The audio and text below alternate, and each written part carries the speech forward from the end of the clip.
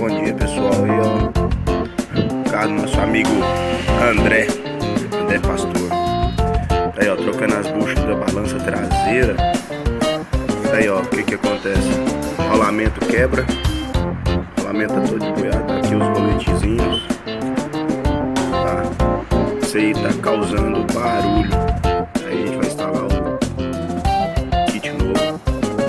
Bucha com os rolamentos internos novos. A balança já tá aqui lavadinha.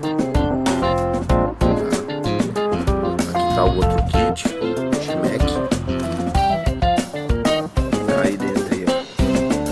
No caso, essa peça lá dentro. Trabalha pra balança trabalhar articulando aí. Então tá aqui, ó. Problema grave aí na